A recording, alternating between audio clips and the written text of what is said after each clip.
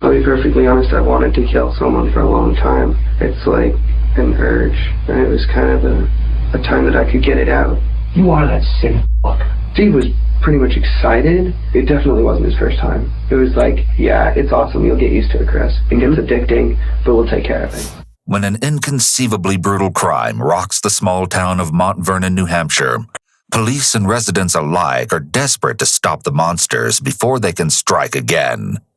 But as the haunting case begins to unravel, they soon realize that no one could have prevented the truly evil acts that were about to be set in motion.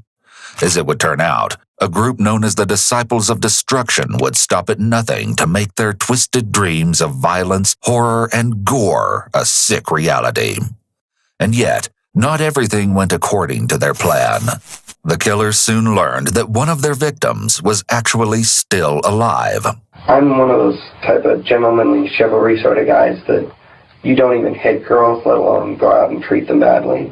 If the girl's in the hospital, obviously she probably got injured or something. Well, Chris, it's funny you should mention that, because I want to let you know she is going to survive, fortunately. That's good. Yeah, that is real good. Home to around 2,000 people, Mont Vernon is most notable for its quaint and quiet reputation.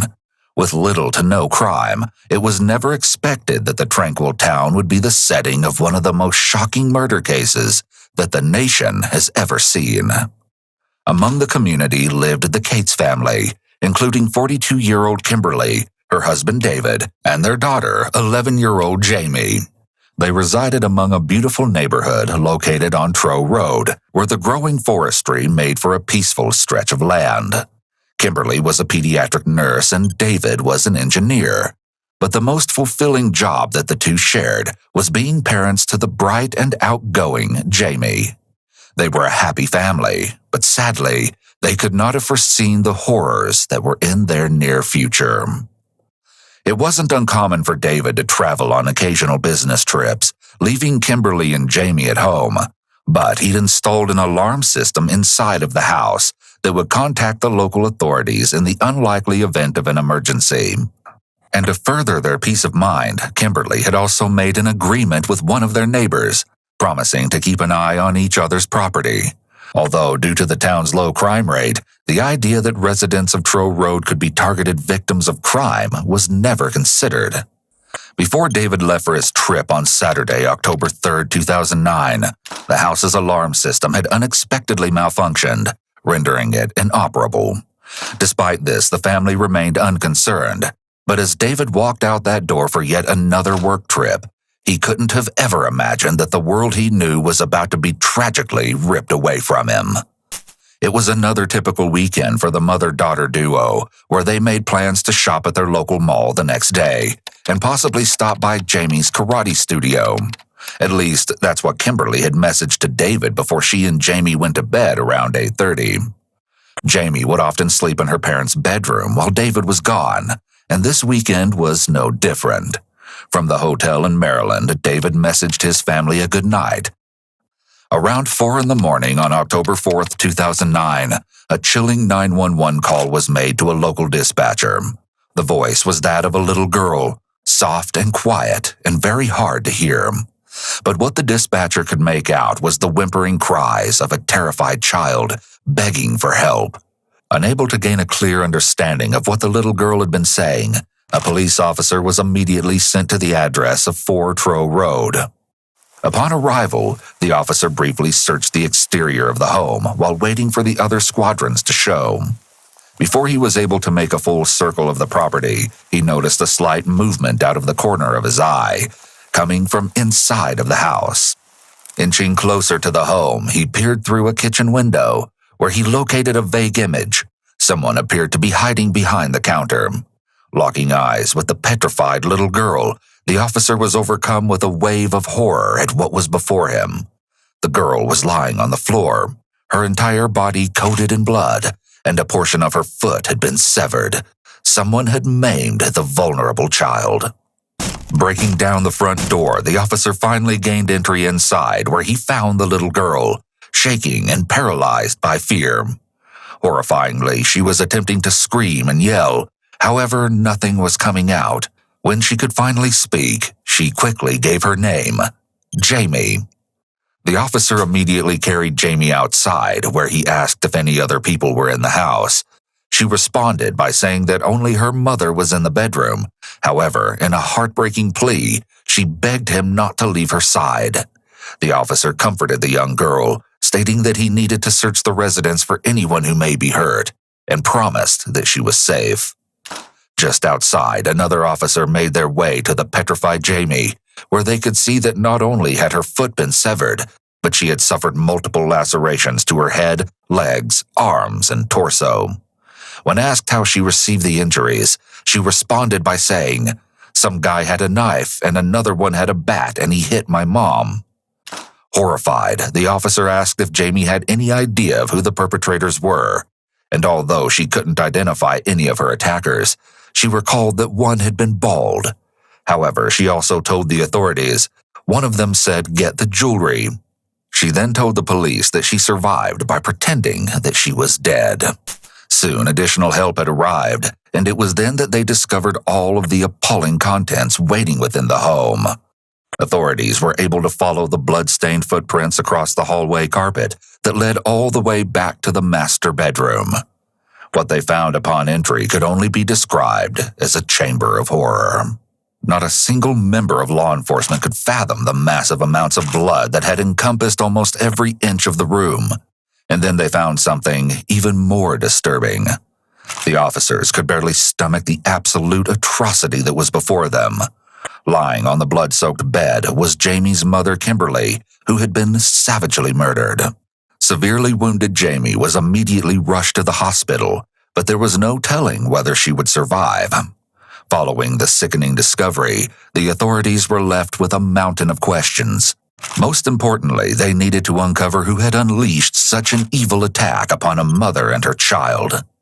In an attempt to establish the motive, they began to search the house, and they discovered that various items of jewelry had been taken. In addition, they found that the basement window had been broken into, with the screen laying neatly on the ground. Along with this, the air conditioning unit that had been placed in a window above the deck was missing. Yet another potential entry point to the home. South of the residence, tire tracks could be seen along the dirt pathway, and foot imprints were located within the front yard. As word of the brutal attack spread, the tight-knit community was plagued with fear. But what became even more frightening was the haunting whispers making their way to Mont Vernon from the nearby town of Brookline, only 20 minutes away. Apparently, a resident had been visiting a friend's house on Sunday, October 4th, and was introduced to a pair of young men, also from Brookline. Initially, the gathering seemed to be a harmless occasion, but that would quickly take a dark and unexpected turn. Within a short amount of time, the new friends had divulged a sick and twisted secret. They claimed that they had just killed a mother and her child, while another set of friends watched. The other patrons sat in disbelief as they listened to what they thought had been a scare tactic from the two, or a cruel joke. But as you'll come to find out, the truth behind this harrowing case would only emerge after a series of horrific findings. It's possible that the high of committing the crime had worn off, so the assailants were attempting to relive the attack and experience that rush again by describing it to friends. They likely enjoyed the attention and shock from the others, and were potentially confident that there was no evidence linking them to the crime, suggesting that they may have believed they were smarter than police. However, they weren't smart enough as authorities caught wind of the chilling rumors, and were in a mad dash to track down the mysterious young men. They would turn out to be 19-year-old Christopher Gribble and 17-year-old Stephen Spader. One day after the horrific crime, they were each brought in for questioning. It was rather odd that Christopher, of all people, had been asked to talk with the police, considering his background.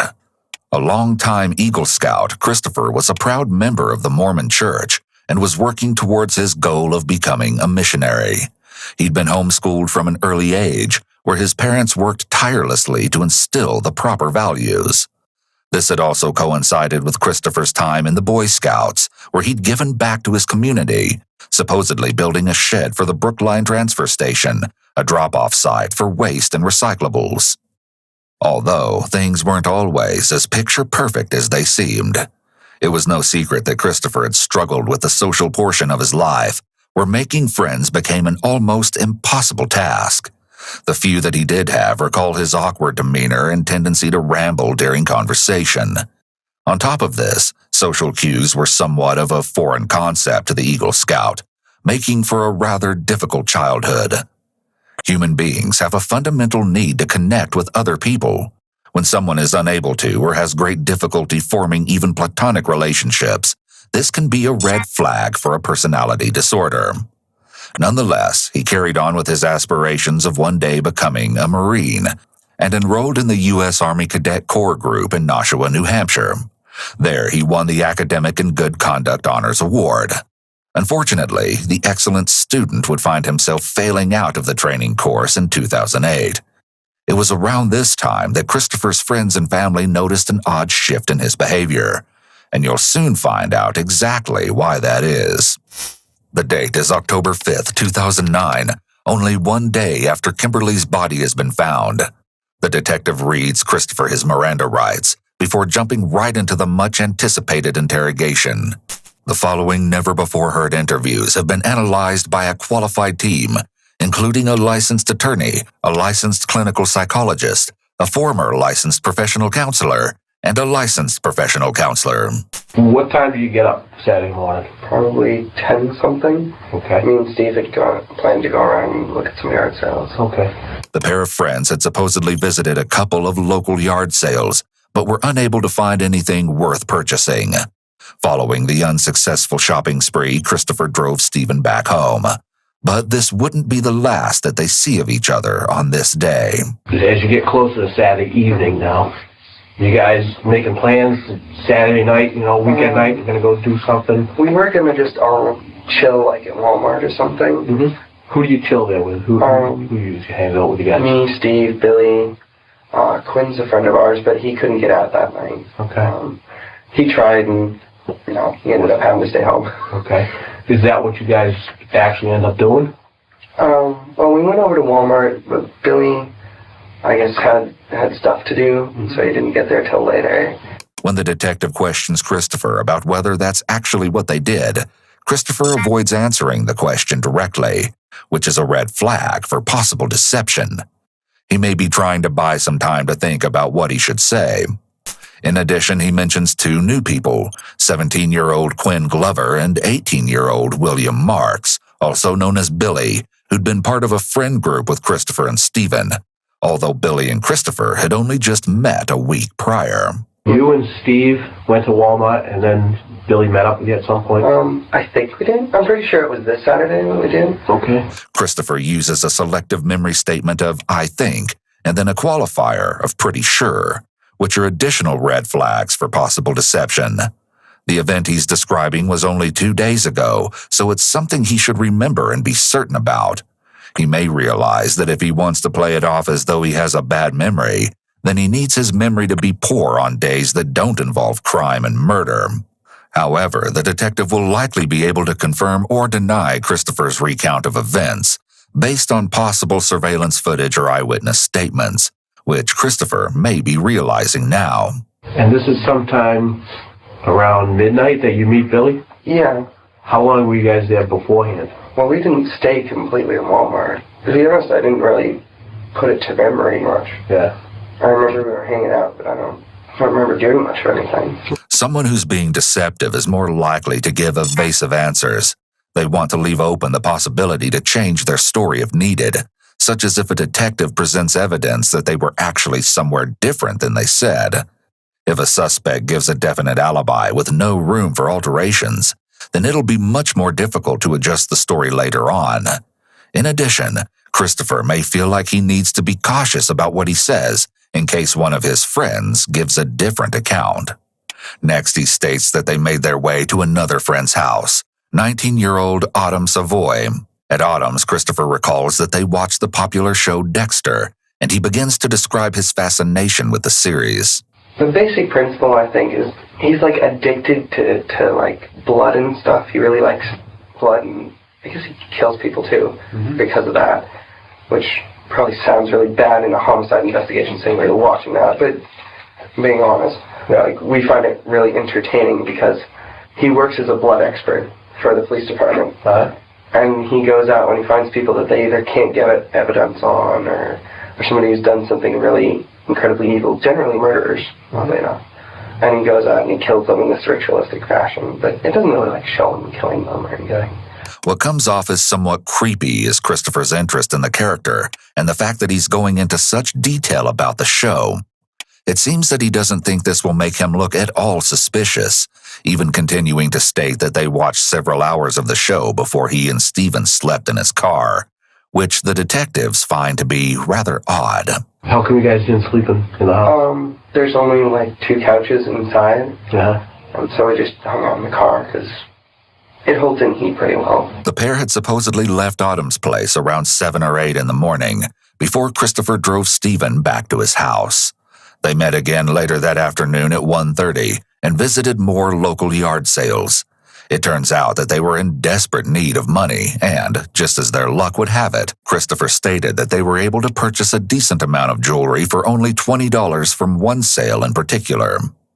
Now, we will find out exactly what they did with the newfound merchandise, while getting to meet our additional suspect, Stephen.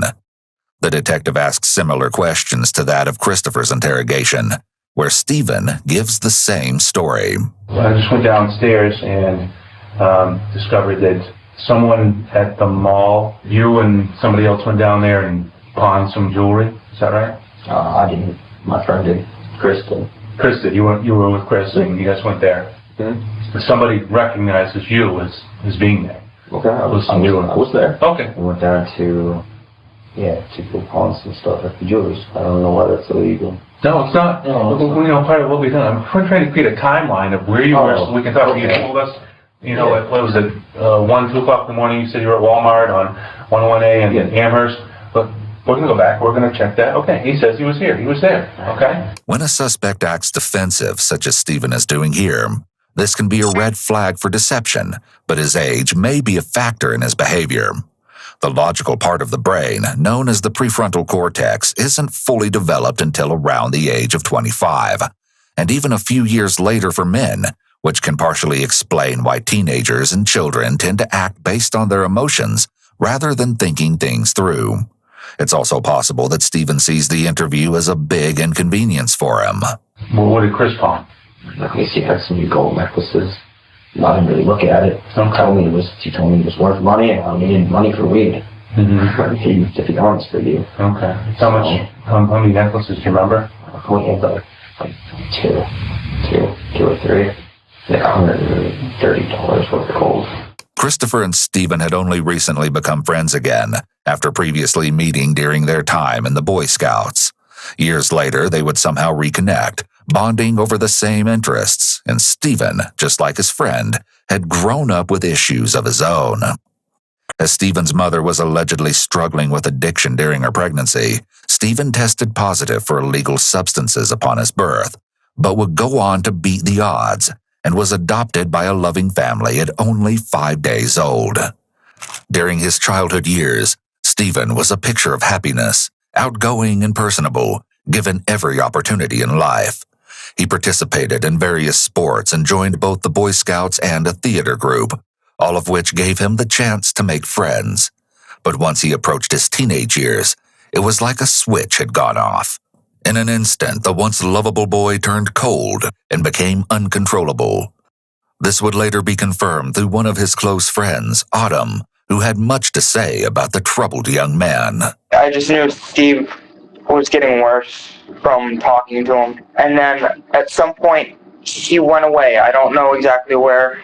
When he came back, he was not the same person. He wasn't that emo kid who had issues at home. He was this kid who wanted to be a gangster, a big drug dealer. Like, it was odd because somehow he always managed to have money for drugs. He would sneak out at night. He'd, quote-unquote, borrow his parents' cars. Like, we'd hang out a lot. He was someone I could talk to. It was nice to have someone else who understood. His mood swings could happen in the blink of an eye, leaving his friends and family to walk on eggshells. But even worse, Stephen was developing violent tendencies. His mother, Christine Spader, noted that at one point, Stephen had punched a wall out of sheer frustration. During a most memorable incident, Stephen and his father were having a heated argument, and the teenager, engulfed in rage, allegedly pulled out a knife. He started to associate with kids from different high schools, where he apparently joined a gang known as the Crips, although his father, also named Stephen, believed this to be nothing but teenage nonsense. In addition, he would take recreational and prescription drugs in order to help with his supposed anxiety. Stephen's parents grew increasingly worried about their rebellious teen and finally took him to see a psychiatrist in 2006. Stephen's behavior indicates that he was showing signs of having conduct disorder. Sometimes when behavioral problems are sudden and severe, like in Stephen's case, it occurs due to some sort of trauma or major stressor in the young person's life. And because Stephen was heading down such a dangerous path, his parents reportedly spent thousands of dollars in an attempt to help their son. However, he was eventually diagnosed with bipolar disorder and major depression. They would apparently go so far as to enroll him in an addiction treatment center, but were devastated to learn that he required a higher level of treatment than the facility could offer. Stephen was then taken to a residential treatment center, but left within a month, yet another failed resource. He even spent a few short days in psychiatric hospitals in 2008 and supposedly ran away with his girlfriend later that year, but was found in New York and returned home within days. It seemed that there was nothing left to try, but the devoted parents would never give up on their child, although not a single thing could have prevented the heinous acts of the monster that was about to be unleashed. Back to early Sunday morning. There's no way that he could have been in Mont Vernon with He's not there. Chris and Billy? No. No? No. All right, well, I got some more information when I was downstairs. Yeah. Billy has basically given it up. This may be an example of the prisoner's dilemma, in which Stephen now faces the decision of whether to confess or to stick with his story. If Billy says nothing and Stephen says nothing, it's possible that there is not enough evidence to tie them to the crime, and they'll face no punishment. However, if Billy has talked and implicated Stephen, it's possible that Stephen could face a harsher punishment if he doesn't give his side of the story. But if Stephen confesses his role and Billy has admitted his part as well, they will likely both be punished. The prisoner's dilemma is such an effective tactic because Stephen is separated from the others. He doesn't know what they're saying or if they've cracked under the pressure. If he knew for sure the others weren't talking, he would feel more confident in keeping his original story. But the seeds of doubt are likely gnawing at him now, leaving him panicking about what to do. I'd like to be let out, or I'd like to hear from a lawyer now. So you guys are going to start accusing me of doing something. Well, I mean, I kind of accused you all along. I'm trying to tell you what I know and what I found out. Yeah. And if you want an attorney, all you have to say is, I want an attorney. Is that what you're telling me? Well, this is all voluntarily. I don't know why I can't be let out right now. I want to leave. I would like to leave right now. I'm told that you're not leaving. Why? Because there's enough, they believe there's enough information to place you at the scene of the crime and that you're someone that's caused this to happen. Alright. Okay? Okay. Are you asking for an attorney? You're asking to leave, or are you... I'm asking to leave because I think this is bullshit. I came down here voluntarily. Yes. To voluntarily talk to you guys. Now you guys are telling me that I can't leave and I didn't do anything. I want to be let out. Okay. And I want to smoke a cigarette. Okay. Frustrated, the detectives must end the interrogation. It's possible that Stephen refuses to believe his friend has betrayed him, but, as we will later hear from Billy, he was ready to come clean. In the meantime, there are still a few things that Christopher's interrogators would like to cover. And right now, I'm going to tell you that there are some other stories that are being told. You better think long and hard right now about what happened this weekend. Okay. Okay? Let's go back to Saturday night. Alright. What happened after you left your girlfriend's the party that you went to? I was pretty sure I went back home, but Okay. I may have gone out with Steve. The confrontation phase of the interrogation is now underway, But Christopher maintains his original story, although the detectives aren't buying it. What do you know about what happened up there in Mount Vernon? All I know is, like, this morning, like really early this morning, we were looking on the internet, on the Telegraph, to see what was going on, and there was something about, there was a lady killed in Mont Vernon, and there's, like, a young girl that's in stable condition in the hospital. I don't know if it was me or one of Steve's friends or something. Somebody texted one of us or emailed us. I just remember that we heard that the girl was conceivably in the same class as one of our friend's sisters or something. And so I guess she's about 10 years old, which, honestly, I hope she's going to be okay. Because that's horrible to do something to a little girl. It's common in the Reed technique for investigators to ask what the suspect thinks the purpose of the interview is. Individuals who are being honest are more likely to use realistic words to describe the crime, while deceptive individuals may answer vaguely or use soft words like hurt or attack instead of murder. Christopher's use of the word killed here is in line with what a truthful subject might say. However, his reference to the girl in the hospital is vague. This may be an example of how most people who are being deceptive won't answer every question in a deceptive way. People will generally provide a mix of deceptive and truthful behaviors, but there will be more deceptive indicators when someone is lying and more truthful indicators when someone's being honest. This is why it's important for detectives to interpret body language and verbal responses in conjunction with the actual physical evidence. I mean, I know it sounds cold, but it wasn't a huge deal to me because I didn't know them. Although Christopher has not been formally diagnosed with antisocial personality disorder, it's always interesting when people such as psychopaths use language like this, because it shows their awareness of what empathy, or lack of, is, but also their ability to be manipulative. Assuming that somebody specifically tried to kill them, like, that rubs against my conscience personally. I'm one of those type of gentlemanly chivalry sort of guys that you don't even hit girls, let alone go out and treat them badly. Christopher's statement here may be what is known as a convincing statement. Individuals who are telling the truth don't usually feel the need to prop up their story with convincing statements about what a great person they are, because they know the facts are on their side.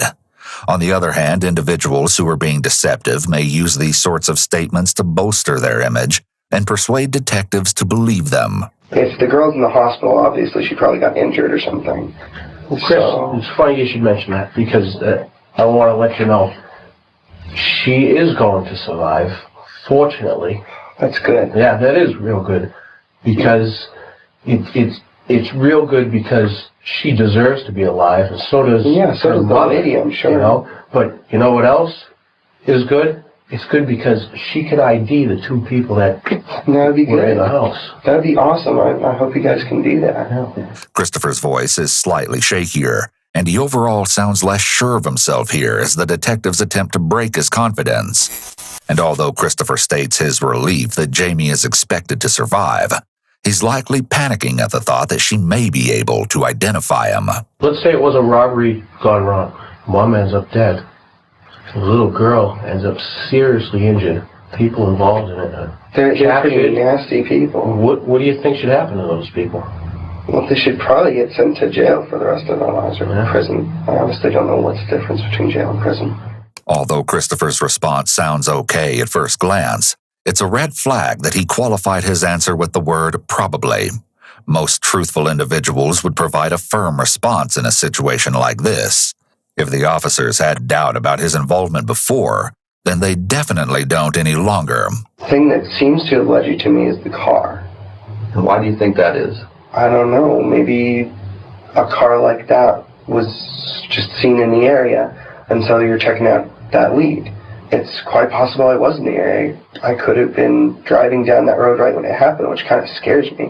Because what if they'd come out of the house and needed a getaway car and killed me for my car? That kind of makes me nervous. I probably won't drive around there too much anymore. This statement indicates that not only does he know the exact area the police are referring to, but he won't go there again. This may have been a slip-up on his part, as Christopher was likely trying to convince the detectives that not only was he not involved in the crime, but he could have even potentially been the killer's next victim. However, in doing so, he seemingly confirmed that he had been in that area. In addition, asking the suspect to elaborate on their knowledge of the evidence is a common way to get them talking, and a possible opening for them to make mistakes. Let's say you were on that road that night. Assuming I was, that scares me shitless. It should. Because not only does it make me a suspect, obviously, since you're questioning me, but that really scares me that somebody who was willing to attack, even if they were just trying to get out of the house, a woman and a little girl, of course they're going to attack me for my car. Like, I've never had my car jacked, but I've been scared of it sometimes. Apparently, while driving around on Saturday night, Christopher and Stephen traveled all the way to Mont Vernon. Christopher states that they eventually parked in a driveway down one of the back roads for a bathroom break, but he doesn't clearly remember where they were. Unsurprisingly, the detectives find this to be more than suspicious, but rather than confront Christopher just yet, they switch gears to a new topic: the gang. Stephen had recently formed the Disciples of Destruction, looking to achieve a sense of brotherhood along with financial prosperity. He recruited none other than Christopher, Billy, and Quinn, where the essential values of the group consisted of loyalty and violence, with the only way in being the commission of crime. The recruit would invade a house and dispose of anyone who may be inside. Seeing as Christopher was having trouble at home, he wanted more than anything to be part of something where he could freely express himself. Christopher had been accusing his mother of emotional and physical abuse for quite some time, claiming that she would allegedly pin him to the floor and pop acne on his back, spank him, and require him to carry a vacuum around the house. The accusations were never confirmed, but his mother did recall a time where she had spanked the child so hard with a wooden spoon that the utensil broke. She would later admit that she regretted losing her control, but has since denied any of the other allegations, and there is no evidence of them being true. Nonetheless, during his early teenage years, Christopher began to have dark and twisted fantasies about his mother, and wished that one day he would carry them out. Confessing his evil thoughts to a counselor at cadet camp, he supposedly stated his thoughts of wanting to cut his mother into pieces and listen to her scream like I screamed. The counselor, horrified at what they'd heard, immediately notified Christopher's parents. They were absolutely shocked at the confession and didn't wait long to bring Christopher in for a psychological evaluation. The psychiatrist concluded that he'd been displaying traits of antisocial personality disorder, but was too young to be formally diagnosed. Despite the blood-curdling fantasies, the teenager was not considered a threat to society, or at least that's what was decided at the time. If these dark and twisted fantasies were expressed as just Christopher's angry thoughts towards his allegedly abusive mother, it would be difficult to have him committed to a psychiatric facility. In addition, inpatient psychiatric hospitalizations are typically limited to days or weeks at most. It's rare for patients to be committed for months at a time unless they have a very severe mental illness. So, although Christopher displayed all the signs of likely being a hazard to society, it's difficult for his parents, his counselor, or his psychiatrist to do anything to stop him from someday acting on those thoughts. Sadly, in many cases, it's only when the person acts that measures are taken to prevent them from harming others again. Angry and frustrated, it seems to be of excellent timing when he and Stephen had reconnected in 2009. What would you do if Steve put you in a position, a pretty hairy predicament? Would you stop him, or would you follow him?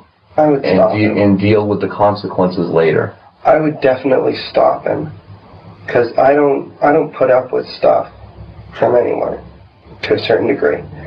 If he's gonna smoke cigarettes and he's almost 18, I don't care. We're not talking smoking cigarettes. So yeah. We're not talking drinking beer if you're underage. No, I'm just using I'm that talking as an example. serious stuff. I don't think you really get the big picture. You are here for a reason, okay? You want to know what the other guys are talking about? They're not talking about cigarettes. So you better start thinking really hard and pull your head out of your behind and start telling us what happened on Saturday night, because it's not looking very good for you. People are talking about something different than what you are telling us. This was Saturday night. This wasn't 3 months ago Saturday night. This was Saturday night. It is Monday right now. There should be no question in your mind what you did. You just told us you don't use drugs. You don't drink. No. You have no reason to have this memory loss. I just don't put anything into long-term memory unless it's important. Let's take a deep breath and think long and hard about what happened Saturday night. This is the prisoner's dilemma at play again, this time with Christopher being on the receiving end of it. He likely believes that his selective memory is a safe bet right now, as it leaves the door open for him to suddenly remember something later and adjust his story. However, what he doesn't seem to realize is that having a memory of extremes like this is highly suspicious. With this in mind, the detectives are hoping to back Christopher into a corner, but the teenager refuses to budge. Although this won't last for long. Well, I can't tell you anything but what I think I did. What you think you did? Don't tell me what you think you did. Tell me what you did, okay? Be a man and tell me what you did. We got in the car and left. I mean, we don't do anything on Saturday nights. We just drive around. The issue comes down to, what was your role in what happened Saturday night? Do you really think we did that? I think you know who did something. I think you know what went on there. I think you have knowledge about what went on there that can help us with our investigation. Christopher's question stands out as a possible indication of deception. Someone who's being truthful is more likely to adamantly deny any involvement in a firm tone of voice. But Christopher's is weak, and his question is clearly lacking any actual denial. The detective is also using an alternative explanation that minimizes the suspect's role in the crime by asserting that Christopher has knowledge of it, but without accusing him of taking part in the act itself. You guys really think that we did it, don't you? You tell anyone you did it? No. No. You didn't tell anyone you did it. Why would you So if I told you someone is telling us right now that you told them that you cut that little girl's throat, that would be a lie. Yes. That would be a lie. I would never hurt a girl, let alone some little girl. That would be horrible. Stop telling us, Chris, about why you guys went into that house. Because right now, it isn't a question if, it's a question why. Stop talking, Chris. We were just driving around. Who? Just me and Steve. You and Steve. And what happened next? We drove around. We stopped maybe and took a break to pee, and then we got back in the car and drove around more. See, here's the thing, Chris. You feel like you're giving us just enough to explain away what you think we might know, or things that we might have. And you're thinking that that's going to be enough where later on you can say, well, I told you that. Well, I said that. Well, I can explain that. You do not know all that we know. No, Rest I'm telling assured. you what I know. Rest assured, you do not know all that we know. During the interrogation, one of the detectives has been stepping out of the room to retrieve information from the other interviews that are taking place with Billy, Quinn, Stephen, and Autumn. And little does Christopher know, his friends weren't as willing to conceal the truth. It's okay to tell the truth. It is okay to say what happened, to tell the truth. Because society is going to draw its own version of this whole thing. They already have. You read the paper. You read the Telegraph. It's just a paragraph online. Okay, if that's all you read, fine. But I bet in that one paragraph, you can sum up what the reporter's attitude about the whole thing is. There's some animal out there hacking people up, killing people in their own home in the middle of the night. That's an animal. That's a killer. Well, yeah. That's someone that needs to be killed themselves. A guy like you, come on. You're not cruising yard sales on a weekend. Come Sure on. I do. No, you're not. That jewelry is going to be traced back to that house. And we're going to check the records of anything else you pawned off. Because you even said they take your name, your license number, all that information. How much of that other jewelry and those other goods that you pawned off are going to come back to other burglaries? It was just that. Simple burglaries. You sneak in. The most I've done is I was like 9 years old. I tried to take a thing of Pokemon stickers from a KD Toys. Stop minimizing. Stop. We're not talking smoking when you're under 18. We're not talking stealing Pokemon stickers. We're talking murder. I don't do that. You may not have, but someone in that house did. And you were there.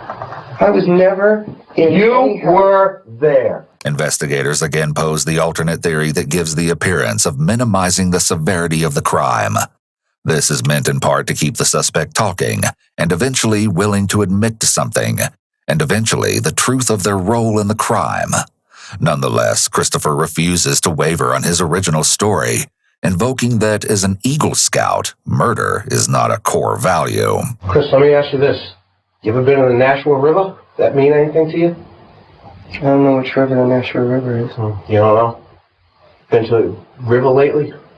Does that mean lately? No. I don't know. No? You haven't been by a river lately? Unless you keep driving over one or... Stop minimizing. Stop dancing around the issue. John has asked you a very specific question. Have you been to a river lately? Yes or no? Fine, yes, I've been to the river. See how easy that was? Next to the hatch. When was this? I don't know. 2 nights ago? Maybe yesterday we went and got... What did you go to the river for, Chris? Today. What did you go by the river for? I parked... What'd you throw in the river, Chris? What did you throw in the river? What was thrown in the river, Chris? I didn't throw anything in the river. What was thrown in the river? I didn't ask if you did. What was thrown in the river? Nothing. Nothing. I didn't throw anything in the river. You're lying, Chris. I don't know. You're lying. We have evidence. You're lying. You know what happens to people who slice little girls in prison? You know what happens to them? Do you know? No, I've never been to prison. Yeah? Well, you know what? You're going to find out. Then arrest me. My God, what were you thinking? What were you thinking when you were hatching away at her? Hacking away at her? Hearing her scream? Were you smiling? You were smiling, weren't you? You are that sick. You are that sick animal that went in there with the sole purpose carrying that shit. Because the other guys might have thought it was just a burglary. They're just going to skim a little jewelry, go make a little cash, be done with it. But you went in there with another plan. You went in there to kill. You liked it. That rush, that adrenaline dump. You liked it. Until the lights came on. When reality hit. You saw the damage you had done. The detectives have shifted from placing the blame on Stephen to making Christopher the actual ringleader. They've tried playing him as the victim who simply followed along, but since that tactic didn't work, their next option is to evoke anger or guilt in hopes that he will tell the truth. It's possible that the investigators believe that he's the psychopathic mastermind and that calling him out on it would appeal to his nature. Trying to paint him as a follower if he is the leader would, after all, be an insult to him. If you were given that opportunity, would you offer an apology to that little girl for what happened to her and her mother?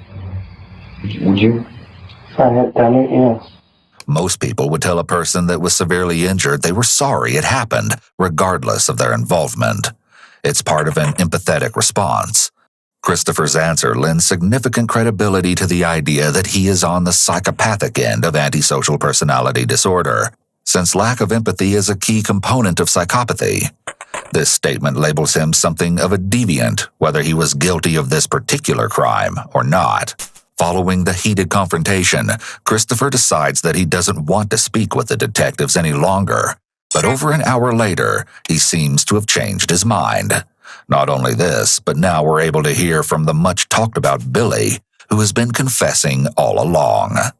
The detectives begin by reading Billy his rights and quickly dives into his side of the story. This is your chance to talk, Billy, so I'd like you to just tell us what you know about the incident. I don't know much. I only know what I've heard from my teachers today in school.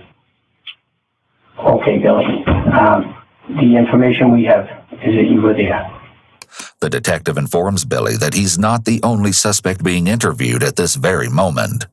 So why don't you go ahead and tell us what you know about the incident out in Mont Vernon? What I know, like, about which part, about your involvement in the incident. Yes. My involvement was, I was just there. Okay. Who were you there with? Steve's there, and Chris, I have no idea what his last name is. You don't know Chris's last name? I barely have known him for a week. Okay. Okay. And who else were you there with? Quinn Glover. Okay. Billy is minimizing his involvement by using the word just. This is likely an attempt to lessen his punishment and possibly any feelings of guilt. Given how quickly he admitted to being there, it's possible that he either felt compelled to clear his guilty conscience, or he's a person who succumbs easily to pressure. In addition, when more than one person is involved in a crime, a psychological phenomenon known as diffusion of responsibility occurs. This means that each person feels less responsible for the crime because the responsibility is shared. If Billy is being honest and saying that he was there but didn't actively participate in the attack, he may have justified the crime to himself because others were doing something much worse. I get a call or a text from Stevie saying that he's in the trailer park I live in. Yeah, and he wanted to meet up with me. He wouldn't tell me why or what or anything. So I'm like, whatever, why not? So I met him down the street. So you go and you meet Steve. Yeah. And who's with Steve at this point? I think it was just him. And was he on foot? Was he in a vehicle? He was on foot. Okay. And what happened at that meeting? He told me that we were going to Walmart to meet Chris. Apparently, Stephen had texted Billy around midnight. After meeting Christopher at Walmart, their next stop would be Quinn's house before heading off for the night. However, as we'll hear from Quinn himself, he wasn't all too thrilled to be joining the trio that night. Apparently, Stephen had informed him earlier that day of his plans to commit a robbery, whereas Quinn was a little apprehensive at the idea. Regardless, Stephen would ensure his friend's compliance and made his way to Quinn's house a little after 12 a.m. There were text messages, there were calls. I told Stevie that my dad had caught me going out, which I didn't even attempt yet. My dad was downstairs, so I said it very softly into the phone, but he said, "Your dad caught you?" And I said, "Yes." He said, "I don't care if your dad catches you. I don't care if you walk out the front door. You have to get out tonight." Eventually, Quinn agreed to go along and even brought an extra pair of gloves per Stephen's request. When did you end up in Mont Vernon? When? Yeah. Oh, I have no idea. No idea? I have no idea when we ended up in Mont Vernon. Okay. I just don't remember. All right. I don't remember much of that night. How come? I just tried to block it out. I bet. Were you using drugs that night? No. Drinking? No. Okay. Were any of the other guys? No. No. How did you come to target that house? It was their idea. I have no idea. Okay. At what point did they bring you into the idea and tell you what was going to happen? When they picked me up, or when I met them at Walmart. Okay, what did they discuss with you? They just discussed that they were gonna like try to just, I don't know. They kind of, I don't usually understand him. He doesn't make sense most of the time. Yeah, I've known him for a while, and when he says stuff that he wants to do, he usually doesn't mean it. Yeah, because I don't know. He's just, that's just how I interpret it. But he's like, oh yeah, we're gonna go try to do this.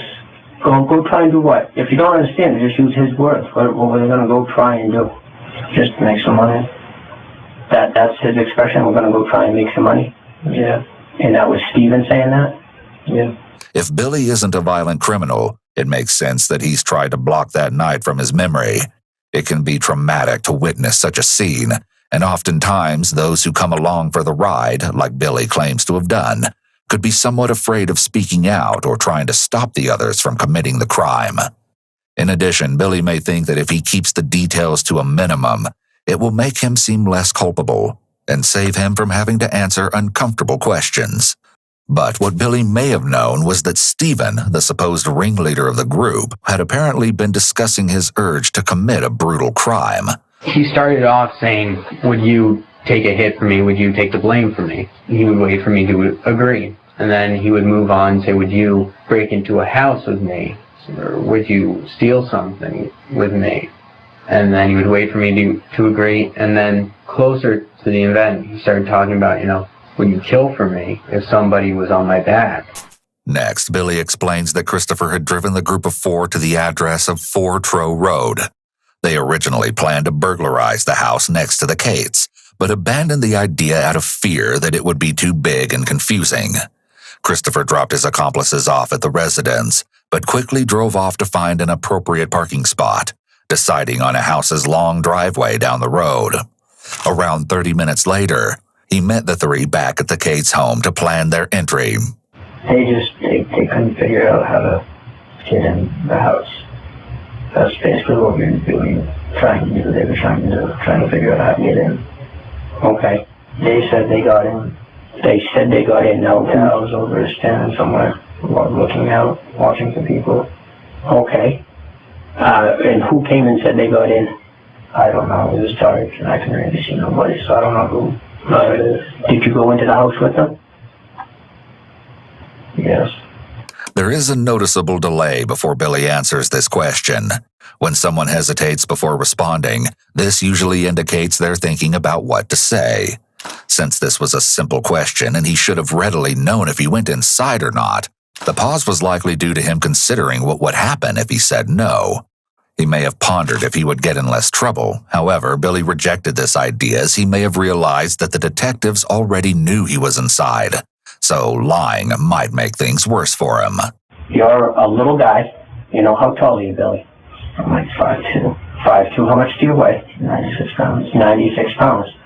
Little guy that would be handy to have that cellar window, right? The opening there wasn't a big opening, right? For the cellar window? Did they lower you into the cellar window?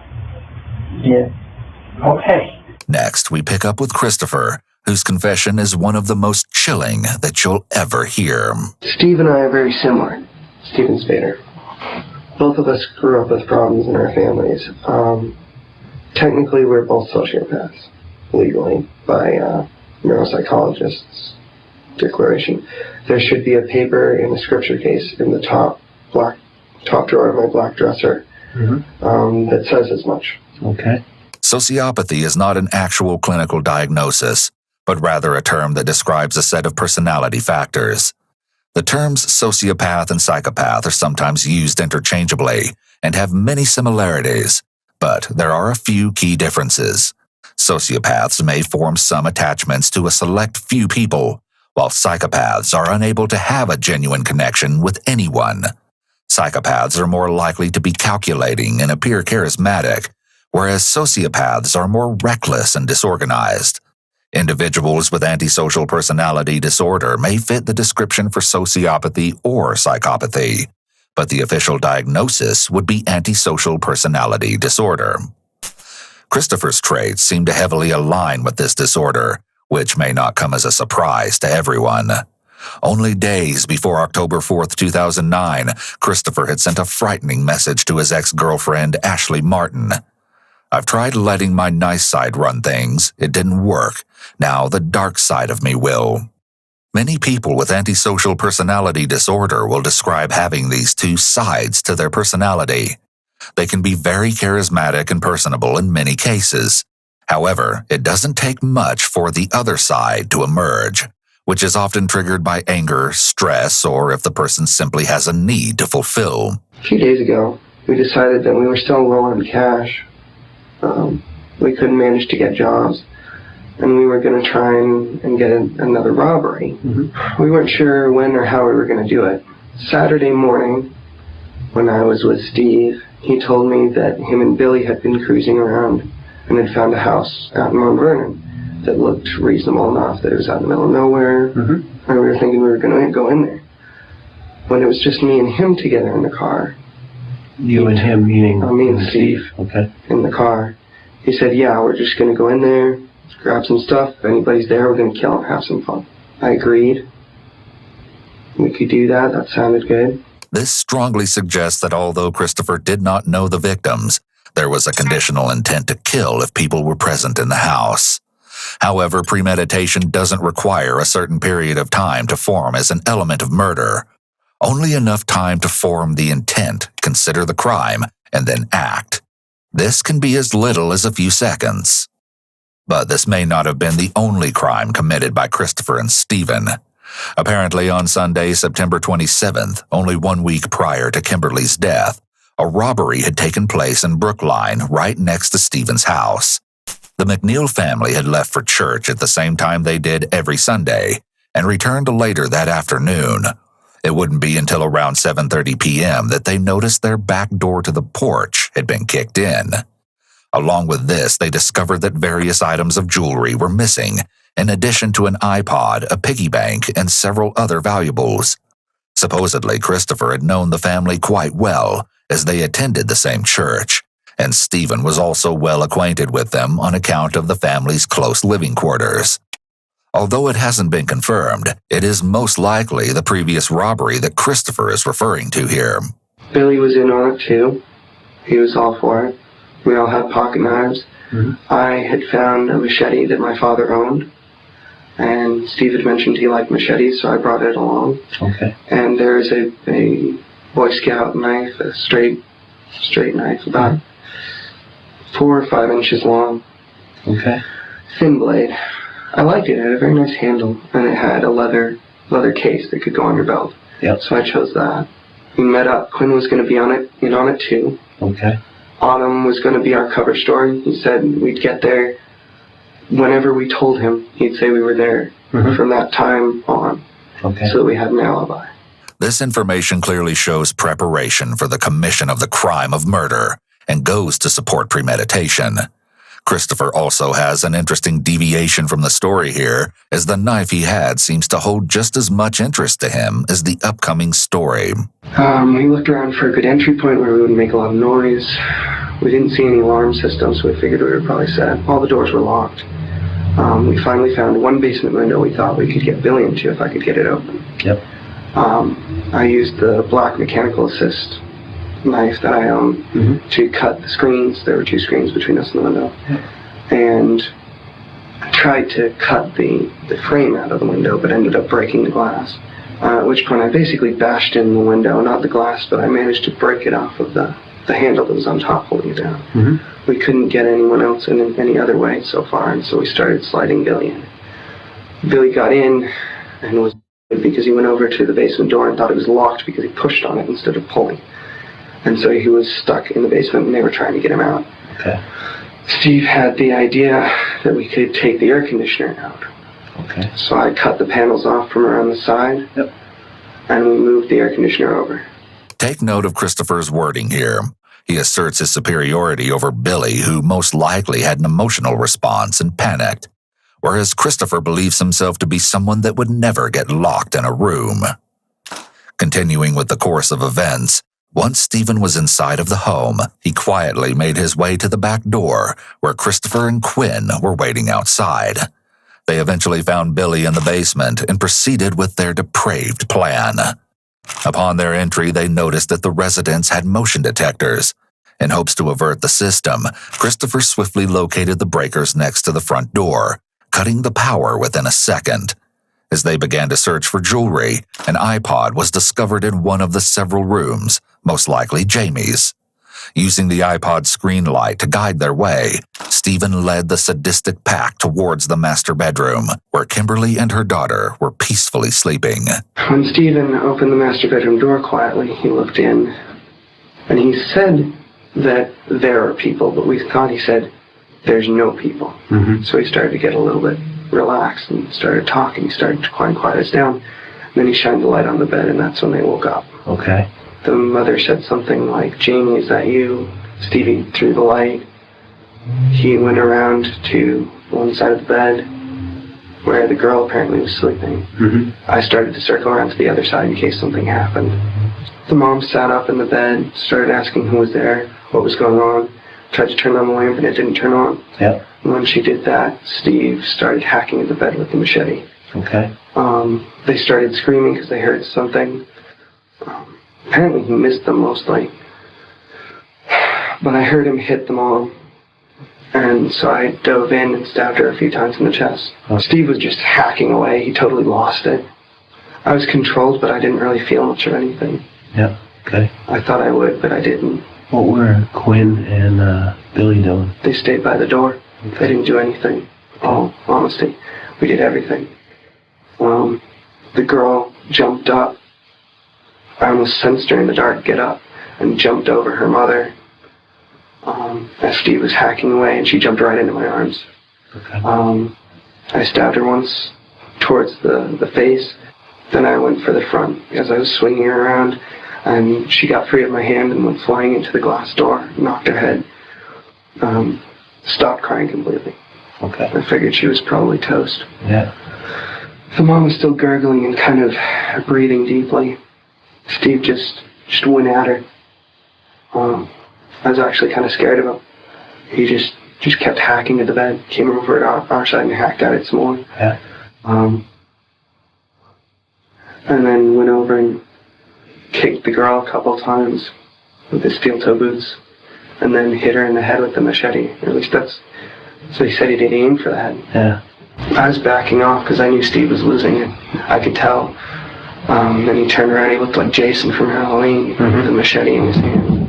And I told him, Steve, relax. It's just me. It's Chris. He was breathing hard and relaxed. And Quinn had the good sense to go turn the breakers back on and the lights went on. Yeah. In fact, Quinn couldn't believe the horror before his eyes. When the mother woke up, she made a comment. She said, Jamie hired or something, you know. Then you covered your ears and ran. I didn't run, I walked. Walked out of the room, okay?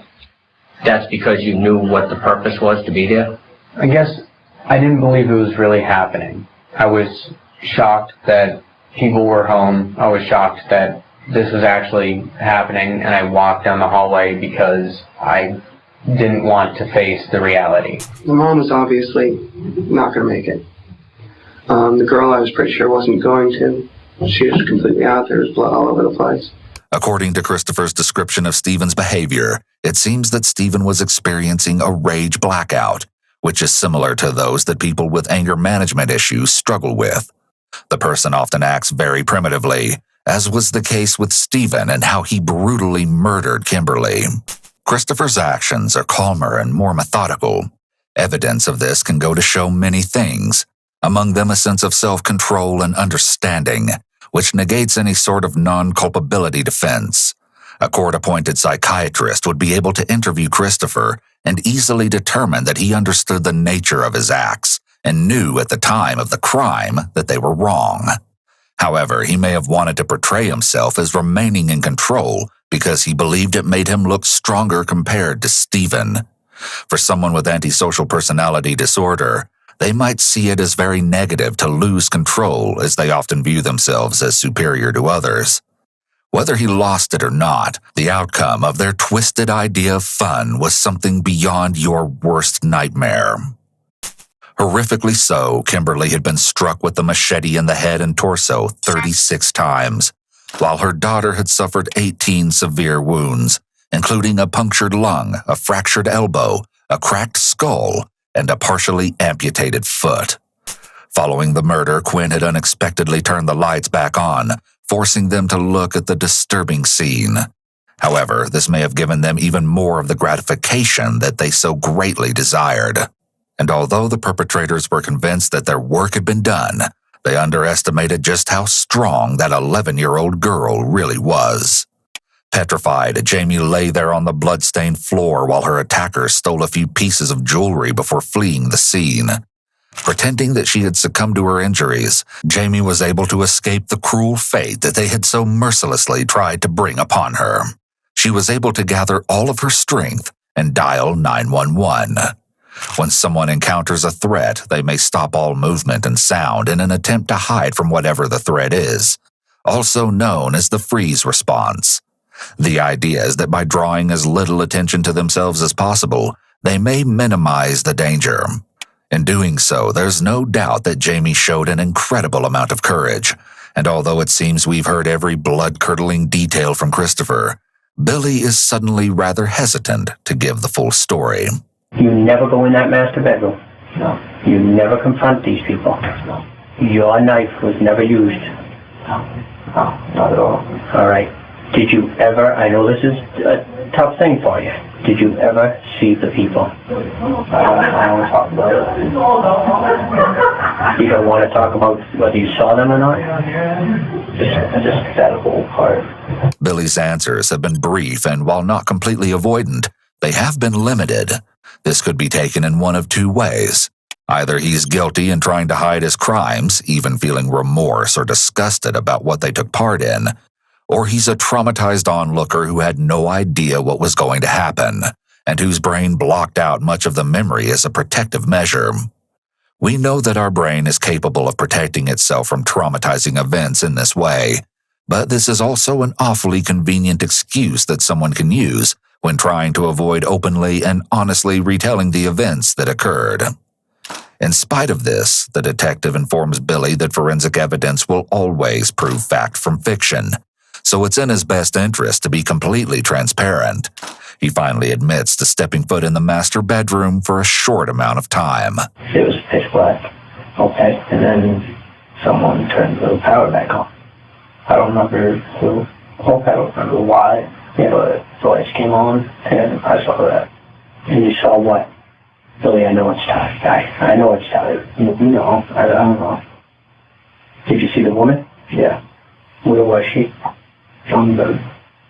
Was she alive? I doubt it. I didn't think so. Okay, did you see the little girl? Yeah. Where was she? She was on the floor. Was she alive? I doubt it. I didn't think so. You ever touch any one of them? No. Your knife ever touch any of them? No. Did you lend your knife to anyone that night? No. Just stayed in my pocket all the time. The fact that Billy even took a knife to the burglary indicates that he may have had the intention of using it. On the other hand, the knife possibly helped Billy to feel tough, so he could build up the nerve to enter the home and commit the robbery.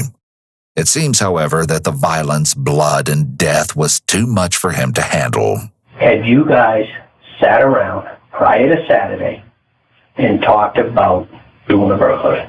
Well, I didn't with them personally. I don't know if they did. You're telling me right now, you're looking me in the eye, and you're telling me you've never done a burglary before. Breaking in part, yes. Okay. You ever heard any of those guys talk about killing people? Like kidding around, yeah, but... Okay, what kind of kidding around?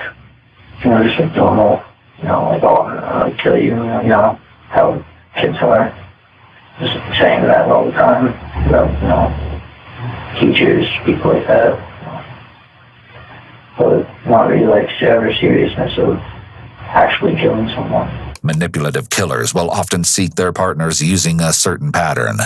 As we see here, they'll joke about things like crime and murder to see who's completely repulsed and not a potential accomplice and who will let it slide. Eventually, they'll take it further down the path of dark crime jokes or actions until the other person is complicit in something serious with no way to escape. This may have been the case with Stephen, although Billy asserts that there was never an orchestrated plan, and he thought the mutual understanding between the group was that it would be a robbery and nothing more. But later it was revealed that he and Stephen had previously scouted Trow Road for a house to burglarize, even telling a friend on Saturday, October 3rd, that Stevie was planning a breaking and entering. Not only this, but Billy had been flaunting his assisted opening knife, allegedly stating that he was planning on using it on a police officer or someone else. I would never kill anybody, obviously. So I wasn't planning on it. I was just in there I just wanted to make some quick money. But what were they there for? I thought the same. I honestly couldn't tell you what their intentions were. But they had a plan if they confronted somebody, didn't they? I guess so. Did they tell you what that plan was if they confronted somebody? I heard. Well, then yes, I did, but they told me that if there were people in the house, that they would tie them up and use chloroform, the cord, whatever. That's, you know, that stuff. That's what I thought would be happening. When did they tell you that? Probably the day or two before, maybe. Not even. So you had discussed a burglary ahead of time? Not that specific. Supposedly, Stephen had even requested that a friend research how to make the dangerous concoction. He wanted me to look up how to make chloroform. And I was like, alright, whatever. I didn't see it as a big deal because I had known Steve to own copies of the Anarchist and Terrorist Cookbook. Knowing Steve and his history, I took everything I heard with a grain of salt.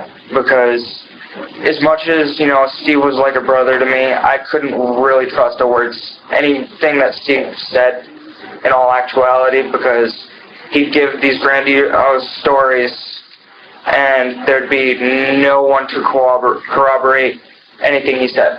Apparently, the Friday before the attack, Stephen had told Autumn that he had a plan in mind for that weekend, but didn't want to divulge any details to his friend. His reason being that he wanted Autumn to stay out of trouble. However, Stephen will involve him soon enough.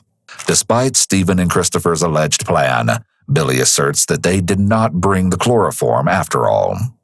While the little girl struggled to call the police, the assailants quickly fled on foot back to Christopher's car, where they each had a new pair of clothes to change into. They drove Billy back to his vehicle at Walmart and later dropped Quinn off at his house before Stephen and Christopher made their way to Autumn's place around 5:30 in the morning. Before leaving the Cates' house, Stephen had allegedly wished to carve the words "You're lucky" into the neighbor's outside wall, seeing as they were almost chosen as the innocent victims. This likely indicates that Stephen may have been on a sort of high after murdering Kimberly, feeling like a villain and that he had the power to spare the people next door. So yeah, we basically planned that if someone was there, we were going to kill him. Did you think that it was, if somebody was there, if they resisted, you were going to kill him, or it was just... We were just going to kill him. Yeah. I'll be perfectly honest, I wanted to kill someone for a long time. It's like an urge, and it was kind of a time that I could get it out. It's very rare for a murderer to make this sort of admission, although it's horrific to hear and very confusing for the average person to understand such a desire. It's this type of information that helps us to understand the mind of someone with severe antisocial personality disorder. They don't value human life the way a typical person does, and only think of their own needs and desires, their own urges, as Christopher insightfully described. They often know right from wrong, as Christopher verbalized earlier of how horrific it would be for someone to harm a woman, let alone a little girl, but they don't guide themselves by moral principles. People with antisocial personality can often learn to mimic normal human emotion, but they don't actually feel that emotion. I thought at least I would feel bad about it. I'm almost sorry to say I don't. I'm not sure why. Mm-hmm. I thought I would at least puke afterwards or something, after looking at her with her forearm open with the bone showing. Her, when you say her, you mean the woman? Yeah. Stabbing the girl as she was saying, "Please don't do this." Because the mom was... Who was saying, "Please don't do this"? The girl. The little girl. The little girl. And the mom was like, "It'll be okay." I think her mom probably hoped that we weren't going to hurt the little girl because she was a little girl. It was kind of cool because it was different. Yep. But not really sure if I have a conscience anymore. Christopher may very well be enjoying the process of telling the story because he gets to relive the incident. This may be why he's being so forthcoming, providing so much detail, even laying out his feelings and thought process. He's giving the detectives much more than what they're asking for, but it's unlikely that he's doing it to help the detectives because, like he said, he doesn't care or feel bad, and he isn't sure if he has a conscience. Even with the possibility of being locked in prison for the rest of his life, he may be able to feel some satisfaction thinking back to the memory of the crime. Steve had mentioned that we weren't going to have time to torture and that we'd do it some other time. It's likely that Stephen was the more sadistic of the two, although Christopher seems to definitely have sadistic tendencies. It seems that Stephen was more of the savage, violent criminal who plotted the crimes, while Christopher was more of the brains of the operation. I think Steve enjoys just the butchery part of it, just the power. Yeah. I'm more of a precision sort of guy. If I went in there to kill, I'm just going to kill him. Steve was pretty much excited, but it definitely wasn't his first time. It was like, yeah, it's awesome. You'll get used to it, Chris. It gets addicting, but we'll take care of it. Yeah. Even Autumn can recall Stephen's volatile nature. Steve had always talked about doing shootings and killing people, and said he'd killed a lot of people, and like he had got a lot of respect on the streets and whatever. And he'd always said he wanted to kill someone to know what it felt like. I never took it as anything more than, you know, the ramblings of a troubled kid. According to Autumn, Stephen had apparently proclaimed at one point, "You have no idea what I'm capable of." Steve had mentioned in the past that he wanted to kill his mom because there was a lot of animosity between them because she degraded him in his opinion. He was thinking very seriously and discussing with Chris Gribble about murdering his mother, Stephen's mother. This sort of obsession with murder and enjoyment of the act itself is common among people with severe antisocial personality disorder. Oftentimes, they'll commit murder as a means to an end, such as to obtain money or to avoid being caught if a victim lives and is able to identify them. It's less common when the person actually takes pleasure in the act of murder. This is often evidenced by the weapon that is chosen and the manner that the murder was executed. For instance, using a machete may indicate enjoyment of the process, since it involves closer contact with the victim and their death is prolonged. Using a firearm could indicate that the person simply wanted to kill the victim as quickly as possible, as it provides physical distance and often kills quickly. And Steve had mentioned before that he's killed multiple people. He said this one wasn't his first mom and daughter job either. When we were in the driveway. It's possible that Stephen was lying about his alleged previous murders to impress the group. However, it may have also been a form of manipulation. He wanted them to feel confident that he'd already gotten away with murder before, so they could trust that he would make sure they got away with it this time too.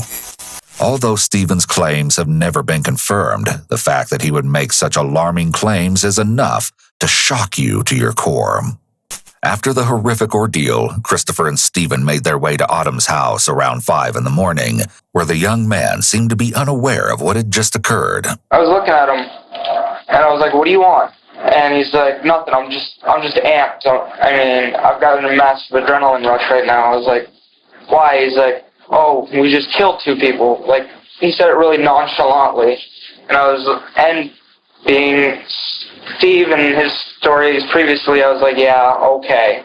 You know, I didn't believe a word of what he said. Autumn was of the impression that they had committed a robbery and not a murder. However, as the attackers showcased their newfound possessions, he was more than willing to help dispose of the evidence. Chris grabbed the bag of clothes and was carrying it, and Steve and I knew the path pretty well because that's where we used to go and smoke weed. And so we went down there. Steve and Chris were trying to decide who was going to throw the stuff into the river. And Steve's like, "Autumn, why don't you just throw it in?" And I was like, all right. I was extremely disturbed as to the story which they were telling me. I became very, very nervous because from the detail, it just seemed to be incredibly real. Hoping to put some distance between them and the murder, they planned to burn the remaining evidence. But Autumn supposedly had the idea of throwing it into the Nashua River instead. Although, ironically enough, he would ultimately be the one to lead police directly to it. Although Autumn asserts that he had no previous knowledge of the intended crime, his story seems to contain a few holes. I was scared because, as far as I knew, I was sitting in a room with 2 murderers. Is that why you made jokes? That you're not smarter than a 5th grade? I make jokes because it helps me stay calm. And I was very scared. Those jokes didn't start occurring until after Billy had texted Steve saying that the little girl had survived. On Saturday, Steve had looked me in the face and said, "There are only 5 people who know about this. 4 of us who did it, and you. If it comes down to police showing up, we know you ratted. And I love you like a brother, but I'll kill you. I will kill you and anyone you care about." During his interrogation, Autumn jumped at the first opportunity to confess, showing where he, Stephen, and Christopher had thrown a black trash bag with a small jewelry box, an air conditioner screen, rubber gloves, a plastic bag with an insurance card belonging to David Cates, a red sweatshirt with Stephen's name, socks with Christopher's name, and several other items placed inside. Christopher and Stephen had also buried some of the remaining jewelry, the machete, a knife, and 2 iPods, one from the Cates' home and one from their previous robbery in a wooded area near Christopher's house. But not before they had a chance to show off the terrifying weapons to their friends. Hours after the murder had taken place, Christopher, Stephen, Billy, and another friend, Eldon Spikes, had all been hanging out at their regular spot, Walmart, where Stephen had supposedly revealed the tale of horror. He was excited to tell the story, supposedly stating that he wished he could do it again, although the friends were unsure if Eldon had taken the words into account, considering that he had allegedly been high on numerous drugs. Christopher and Stephen then traveled to the Pheasant Lane Mall in Nashua, selling the jewelry for $130 at a cash for gold store, where they were actually stopped by police for appearing suspicious. They were informed that multiple robberies had recently taken place in Brookline and Mont Vernon, but of course, the two didn't confess their guilt. As a result, the officer didn't question them any further, but little did he know, he was staring into the faces of stone-cold killers. Later that day, Christopher and Stephen traveled to their friend Kyle Fenton's home, located in Brookline, and brought the machete and knife along with them. There, they proudly revealed their haunting secret, spilling every shocking detail about the murder, and parading the weapons as if it were show and tell. But what the teenagers managed to forget was that not everyone would share in their excitement at the gruesome crime, and some might even report it to the police. Fortunately, when Kyle informed his mother of the situation, she did exactly that. Christopher and Stephen's grandiosity had unsurprisingly backfired. In their excitement, they got too boastful and essentially participated in turning themselves in. If I were to tell you that Eldon said he was threatened, would that surprise you? No. No? Do you know Eldon was threatened? I don't know if he was threatened. Did you hear that he had been threatened? No. You don't know anything about that threat? No. Okay. Again, I'm going to ask you, have you heard any more details after the fact? Any of the guys talking about it? They seemed quite amused by it. They seemed amused by it. Who's they? Stevie and Chris. Was Quinlan amused by it? I didn't really see him that much that night. Like, I didn't talk to him. He didn't talk to me. He didn't really talk much. What did they say that made you thought they were amused? They just laughing about it. They seemed to not really care. So initially you said it was just small chatter, but... Well, this was, yeah. After, in the house they didn't really talk much. But afterwards they said that, you know, I guess it was, they said pretty much it was like, it was fun. It was fun. Who said it was fun? Probably Stephen.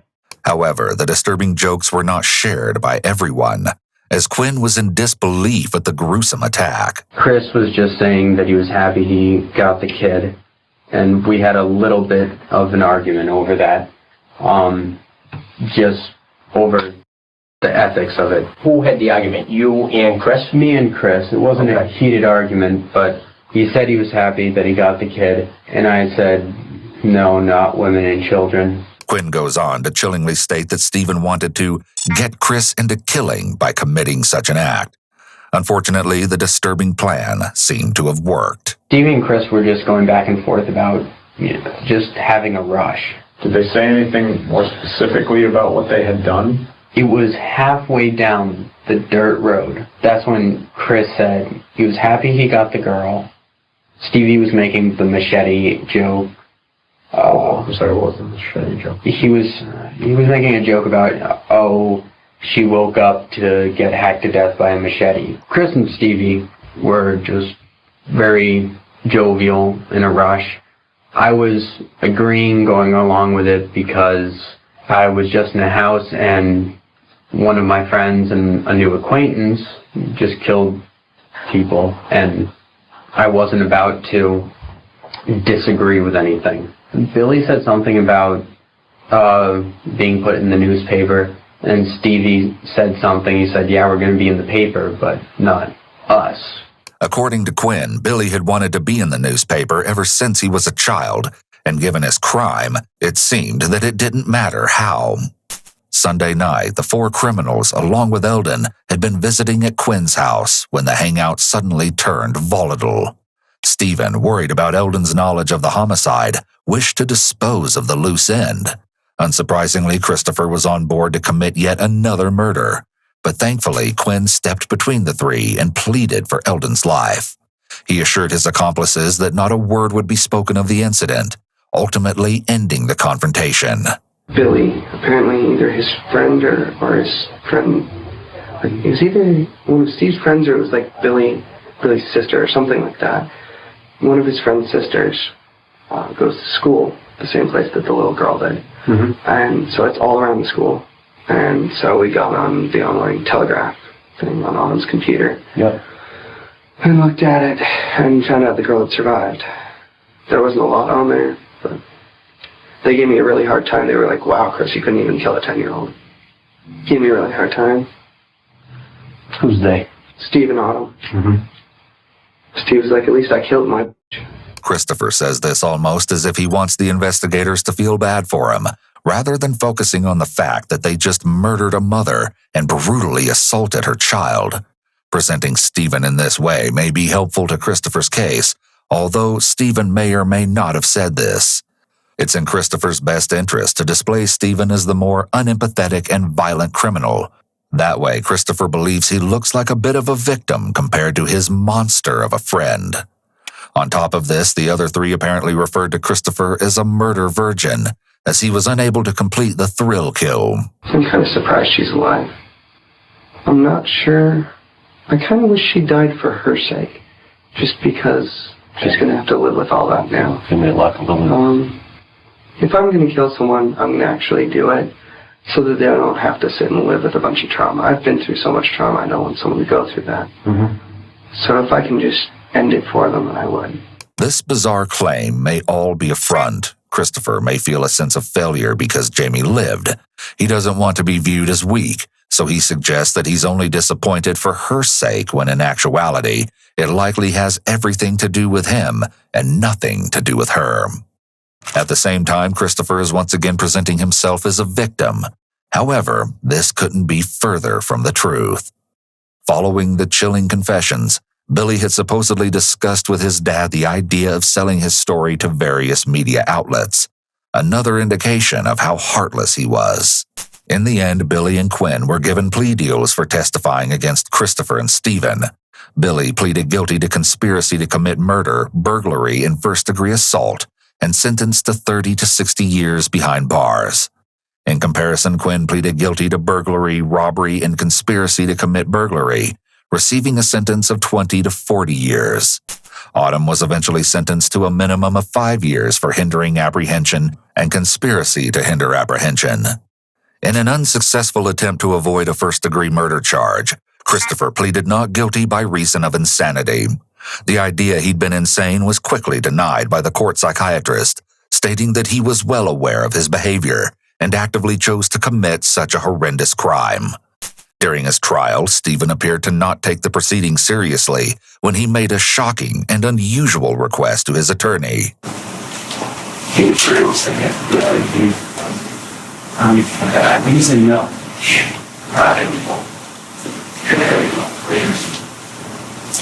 There are a few different reasons behind this kind of behavior. One possibility is that Stephen could be trying to manipulate the situation and gain sympathy from the jury. By reminding them that it's his birthday, he might hope that the jury will feel more inclined to be lenient in their sentencing or view him as more human and relatable. Another possibility is that he is simply trying to exert control over the situation. By asking about his birthday and the possibility of the jury singing, he's taking an active role in the proceedings and potentially even trying to dictate the mood or tone of the courtroom. It's also possible that he's simply trying to assert some kind of dominance and show that he is unfazed by the gravity of the situation.